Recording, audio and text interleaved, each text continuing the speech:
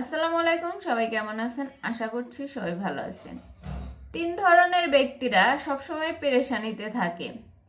1 নম্বরে হইতেছে সাহায্যকারী, যারা অন্যের উপকার করে, অন্যকে হেল্প করে, সেই মানুষগুলা দেখবেন বেশি পেরেশানিতে থাকে।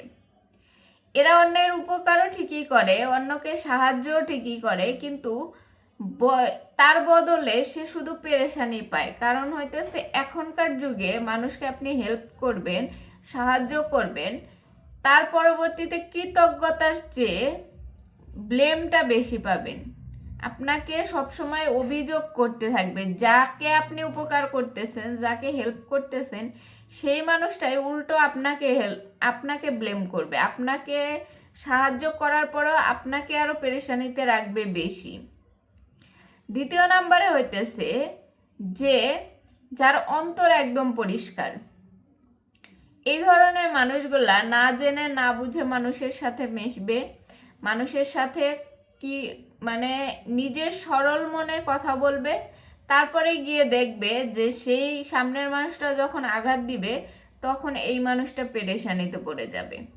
কারণ হইতেছে সে মনে মনে ভাববে যে আমি তো তার সাথে ভালো ব্যবহার করেছি, তারপরেও সে কেন আমার সাথে খারাপ ব্যবহার করতেছে।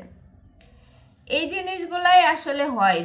যাদের মন পরিষ্কার থাকে তারা পরিষ্কার মনেই মানুষের সাথে মেশে, কিন্তু একটা সময় গিয়ে যখন সেই সামনের মানুষটা থেকে আঘাত পায় তখনই কষ্টটা বেশি লাগে তাদের জন্য। তৃতীয় নম্বরে হইতেছে যারা দায়িত্ববান, যারা দায়িত্ব নেয় সব সময়। এক্ষেত্রে দেখবেন যে পরিবারের মধ্যে হোক বা পরিবারের বাইরে থেকে হোক, যে মানুষটা দায়িত্বশীল বেশি থাকে সেই মানুষটাই আরো কষ্ট বেশি পায়, সেই মানুষটাই আরো পেরেশানিতে বেশি থাকে। কারণ হইতেছে আপনি দায়িত্ব নেবেন, সবাইকে ভালো রাখার চেষ্টা করবেন, সবাইকে সুস্থভাবে রাখার চেষ্টা করলেও পরবর্তীতে গিয়ে আপনাকেই কটু কথা শুনতে হবে।